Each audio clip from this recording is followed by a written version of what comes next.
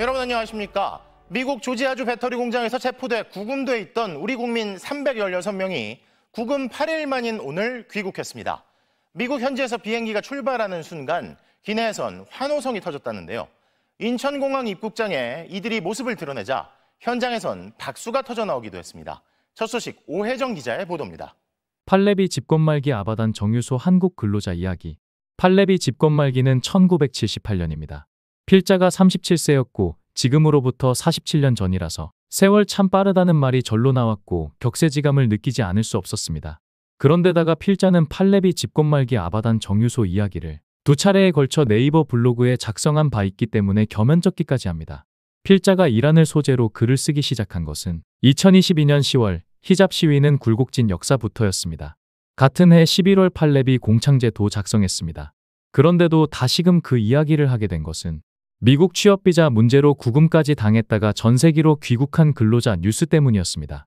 뉴스를 보고 있노라니까 전세기로 귀국한 근로자 316명과 가족들 기쁨이야 새삼 말할 필요도 없겠지만 필자의 관심사는 해외 취업 근로자를 귀국시키려고 전세기를 보낼 정도로 한국이 부강한 나라가 되었다는 점이 자랑스럽기도 하거니와 그와 동시에 팔레비 집권 말기 외국인 회사와 용역 계약을 맺고 이란 취업에 나섰다가 팔레비 왕조가 망하면서 항공요금이 없어서 귀국하지 못하고 현지에 남아있던 사람들과 그들의 생사조차 알 수 없어서 애를 태운 가족들도 있었다는 사실을 묵과할 수 없어서 다시 거론하게 된 것이랍니다. 해외 취업 중동붐이 있을 당시 대형 프로젝트를 수주한 회사도 있었지만 용역 계약만 하고 해외 취업에 나선 사람들이 의외로 많았습니다. 필자가 이란 아바단 정유소 취업을 하게 된 것도 일본 미쓰비시 중공업과 H실업 인력 송출 용역 계약 케이스였습니다. 필자는 국내에서 H실업 하도급자로 일을 했고 H실업 사장의 신임을 받고 있었습니다. 바레인 현대건설 아스리조선소에서 근무하다가 귀국하니까 사장으로부터 이란으로 가라는 연락을 받았습니다. 출국 수속을 마치고 대기 중인 어느 날 본사에 들렸다가 신생 K종합이 H실업을 인수했다는 사실을 알게 되었습니다. 출국을 포기하려다가 비행기에 탑승했습니다. 1978년 2월 27일 이란 아바단 비행장에 도착하고 대기 중이던 아바단 정유소 전용 버스를 타고 정유소 가까운 곳에 위치한 숙소에 도착했습니다. 허허벌판에 소형 컨테이너 수십 채가 있었고 주변에는 가시철 조망이 엉성하게 둘러싸여 있었으며 정문에는 총을 휴대한 군인이 보초를 서고 있었습니다. 컨테이너에는 4개의 침대가 있었고 벽에는 벌거벗은 여인 나체 사진과 바닥 여기저기에 주간지들이 널려 있었습니다. 일본인 근로자들이 사용했던 흔적이 고스란히 남아 있었습니다. 숙소 배정은 자연스럽게 이루어졌습니다. 김포 비행장에서 여객기에 탑승하기 전 동료들 간에 인사가 있었고 친구가 된 사람들끼리 숙소 배정이 끝났습니다. 신생 K종합이 제공하는 작업복이나 작업판은 없었습니다. 각자 준비한 물건을 대충 정리하고 식당으로 가기 위해 다시 버스를 탔습니다. 아바단 정유소는 숙소에서 버스로 10여 분 거리에 있었고 식당과 관리자 사무실이 있는 건물은 거대한 파이프라인으로 둘러싸인 정유소와 조금 떨어진 곳에 있었습니다. 먼 발치에서 일본인 근로자 수십 명이 보고 있었고 훗날 알게 된 사실이지만 그들은 우리에게 숙소를 내주고 일본으로 돌아가려고 아바단 시내 어느 호텔에 머물고 있었습니다. 그러니까 미쓰비시 중공업은 이란의 정세가 불안하니까 자국 근로자들을 귀국시키고 한국 근로자를 사지에 몰아넣은 모양새였습니다.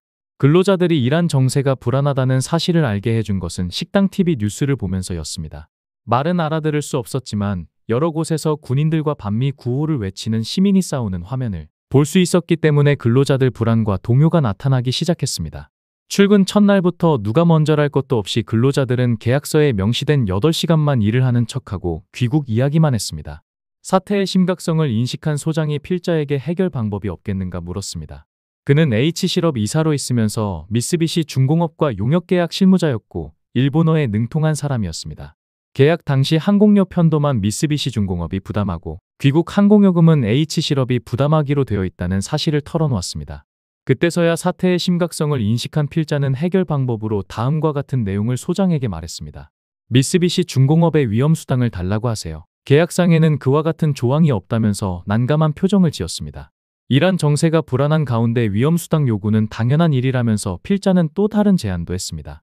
공정을 앞당길 때마다 성과금도 달라고 하세요. 불안한 이란 정세를 누구보다도 잘 알고 있을 미쓰비시 중공업 측에서는 한국 근로자들이 요구하는 돈 따위는 문제가 되지 않을 거라고 필자는 생각했습니다. 그런데다가 작업 거부나 귀국 이야기 대신 공정을 앞당겨주기까지 하겠다는 말에 저들의 반응은 필자가 예상한 대로 맞아떨어졌습니다. 미쓰비시 중공업 이시 과장으로부터 위험수당과 성과금을 주겠다는 약속을 받아냈습니다. 필자는 동료 근로자들 설득에도 자신이 있었습니다. 몇 사람 이름을 적어 소장에게 주고 그들을 개별적으로 불러 약간의 돈을 주게 했습니다. 그런 다음 식당에서 필자가 우리가 처한 난국을 해결할 방법은 귀국 종료가 아니다 묵묵히 작업에 임하는 방법뿐이다 이야기를 할 때 여기저기서 올소 하면서 분위기를 고조시키라는 부탁을 한 바 있었고 마침내 식당에서는 필자의 각본대로 작업에 임하자는 쪽으로 합의를 이끌어내는데 성공했습니다. 그 당시 아바단 정유소는 가동이 멈춘 상태였고 미쓰비시 중공업은 철수하기 전 각종 자재를 보관할 콘크리트 구조물과 또 다른 부대 시설물이었습니다. 한국 근로자들이 묵묵히 일하는 가운데 공정은 앞당겨졌고 그때마다 성과금도 받았습니다. 필자는 소장에게 또 다른 조언도 했습니다. 근로자들 임금만 K종합건설에 송금해서 가족이 수령하게 하고 여유 자금이 생길 때마다 소장이 직접 관리하는 게 좋겠다는 취지의 말을 했습니다. 필자는 이란 정세가 언제 어떻게 변할지 모르니까 귀국 항공요금만큼은 확보해 놓고 있어야 한다는 취지의 말이었습니다. 소장이 웃으면서 고개를 끄덕였습니다. 1978년 8월 17일 에스파한에서 시위대를 해산시키려고 군대를 투입했다가 수백 명이 죽었다는 뉴스를 식당에 있는 TV로 보았습니다. 불안한 정세는 걷잡을 수 없는 국면으로 치닫고 있었습니다. 그러나 동료 근로자들은 돈벌이가 좋아졌기 때문에 불안한 내색을 하지 않았습니다. 1978년 8월 19일 밤 8시경 아바단 렉스 극장에서 영화 사슴들을 상영하고 있을 때 4명의 괴한이 휘발유를 뿌리고 극장 문을 바깥에서 빗장을 지르고 방화한 사건이 발생했습니다. 이와 관련된 이야기를 필자는 이미 블로그에 올려놓았기 때문에 여기서는 생략하겠습니다. 1979년 1월 16일 팔레비가 망명길에 올랐습니다. 이처럼 험악한 분위기 속에서도 아바단 정유공장 한국인 근로자들은 미쓰비시 중공업이 요구하는 공정을 모두 끝내고 2월 11일 귀국길에 올랐습니다. 아바단 공항 폐쇄로 버스로 12시간 달려야 도달할 수 있는 테헤란 공항으로 이동하는 동안 필자를 비롯하여 근로자들은 두려움을 떨쳐버릴 수 없었습니다. 중소 도시를 지날 때마다 무장한 민병대 검문을 받았습니다.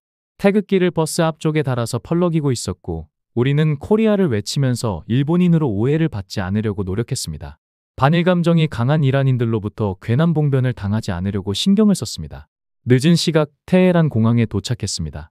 출국하려는 사람들이 북적거리는 가운데 우리를 기다리고 있던 이란 주재 영사관 직원이 우리가 송금한 돈으로 마련한 파키스탄 에어라인 항공권을 나누어 주면서 우리는 무사히 비행기에 탑승하고 태국 방콕까지 올 수 있었고 항공기 예약 문제가 순조롭지 못해서 방콕에서 7일, 홍콩에서 2일 호텔에 머물다가 서울 김포공항에 도착했습니다. 이처럼 색다른 경험을 했기 때문에 미국 취업비자 문제로 구금까지 당했다가 전세기로 돌아온 근로자들을 보면서 필자의 감회가 남다를 수밖에 없었습니다.